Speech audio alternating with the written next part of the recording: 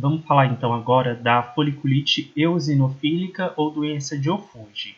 Apesar do nome eosinofílica, tem realmente eosinófilos, mas está dentro das doenças neutrofílicas, está dentro do capítulo do Belda das doenças neutrofílicas. Vamos tentar então puxar nossa memória fotográfica, olhem bem para essas imagens, tentem gravar, paciente oriental, cabeça, pescoço, a gente vai ver também tronco, possivelmente mucosas e região palmo-plantar estão envolvidas, mas via de regra a foto clássica da doença de Offuji vai ser uma oriental com lesões na face e lesões que lembram de certa forma uma acne, lesões papulares e eritematosas e também, sempre que a gente fala em doenças neutrofílicas, a gente tenta pensar em pústulas estéreis, tá? Então aqui face de paciente oriental, lesões que lembram um pouco acne, lesões mais mais pustulares e que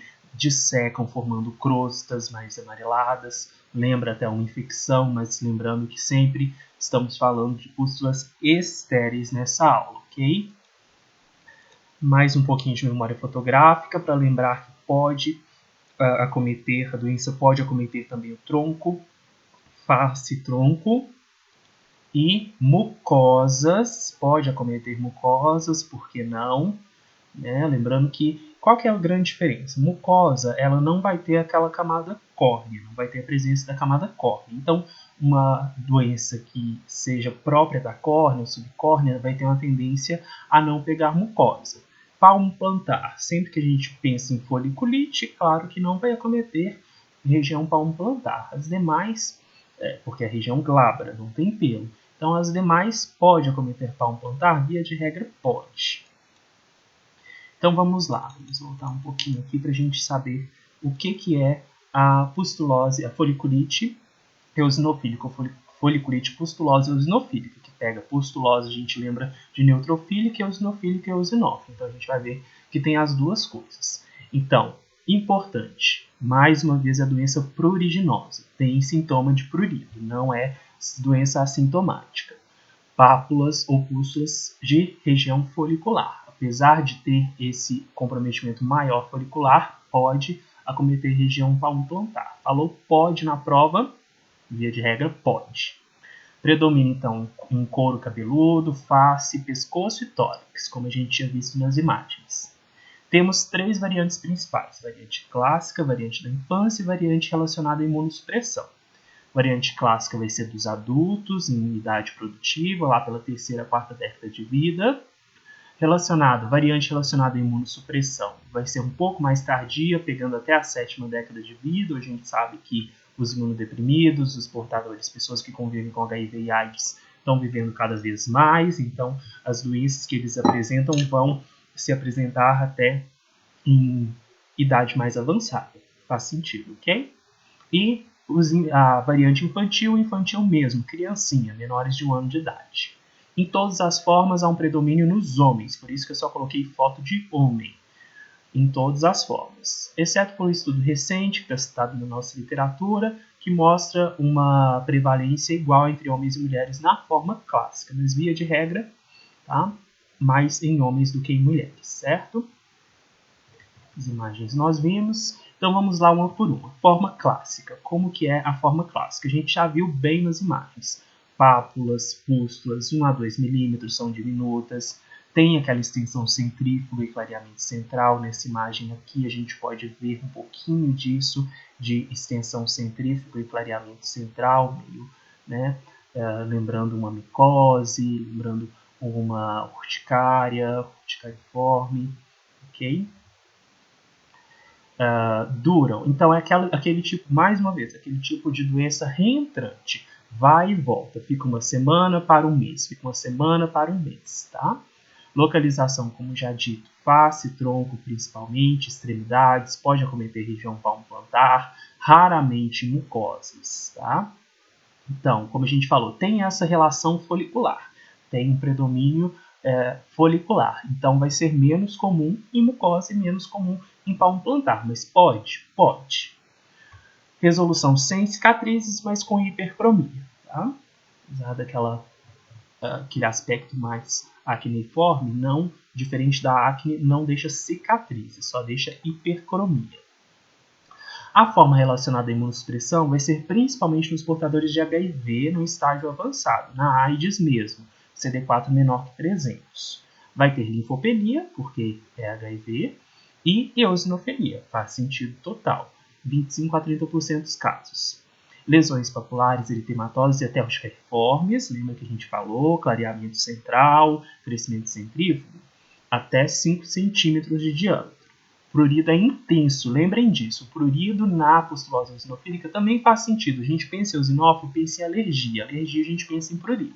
Então façam esses linkzinhos. O máximo de link mental, uma coisa levando a outra, que vocês consigam fazer melhor para a hora da prova.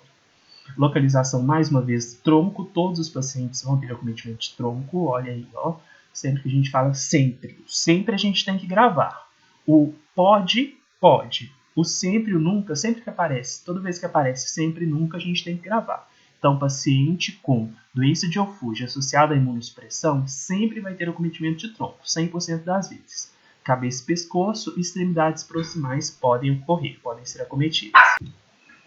Mas aí, na doença de Offuji relacionada à imunossupressão, é só por HIV? Não. Mais uma vez, pode. Pode estar relacionado a outras formas de imunossupressão. Linfomas, leucemias, outras doenças hematológicas e transplante de medula óssea. Então, basicamente tudo na área da hematologia. Linfoma, leucemia, doenças hematológicas e transplante de medula óssea. A foliculite eosinofílica relacionada às neoplasias hematológicas predomina na face de homens idosos. Então, não é muito difícil da gente gravar. Por quê? Neoplasia predomina em idoso. Foliculite eosinofílica predomina na face, em homens principalmente. Então, face de homens idosos na, digamos assim, entre aspas, foliculite eosinofílica paraneoplásica. O diagnóstico diferencial com GVHV, doença de enxerto versus hospedeiro. Próximo slide.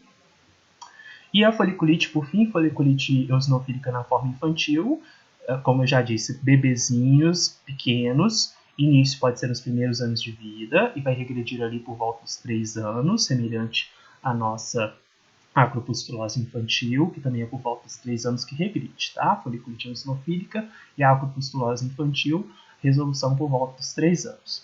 As lesões são quase exclusivas de couro cabeludo e sem padrão anular. Essa frase é interessante, parece bem uma frase de prova, né? Lesões quase exclusivas de couro cabeludo e sem padrão anular na forma infantil da foliculite eosinofílica. Então, procurem gravar.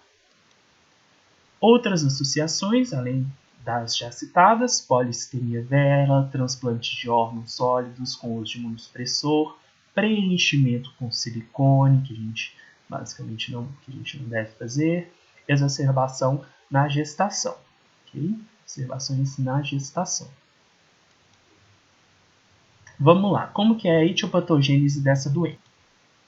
Então, a gente viu que as áreas de predominância são áreas seborreicas. Então, faz sentido, mais uma vez, que possa haver envolvimento de mecanismos imunes com disfunção de glândula sebácea. Se é face, pescoço, tronco, áreas sebáceas, relação com a glândula sebácea. Apesar da gente não ter falado muito em medicação, parece ter relação com reação de hipersensibilidade a drogas. Alopurinol, carbamazepina e minoxidil. Tentem sempre gravar aí o máximo possível de medicações. Alopurinol, carbamazepina e minoxidil. Pode ter relação, mais uma vez, nas áreas seborreicas, né? Infecção pelo Demodex folliculorum, além de Pseudomonas aeruginosa e larva nigrans cutânea. HIV, como a gente já viu, e também aquela síndrome de reconstituição imune relacionada ao HIV, que é quando a gente inicia o tratamento com TARB, o CD4 vai aumentando, a pessoa estava com a doencinha ali latente, e o sistema imunológico não conseguia se expressar a ponto dessa doença ter repercussões, e conforme o CD4 vai aumentando, a imunidade vai aumentando, essa doença vai se manifestando, ok? Também na etiopatogênese tem a ver com o aumento da expressão de CAM, que são as moléculas de adesão, e que tem a ver com a migração e adesão dos eosinófilos ali nas lesões, e também de linfócitos, que são folículos específicos. Como a gente já disse, tem relação com região folicular.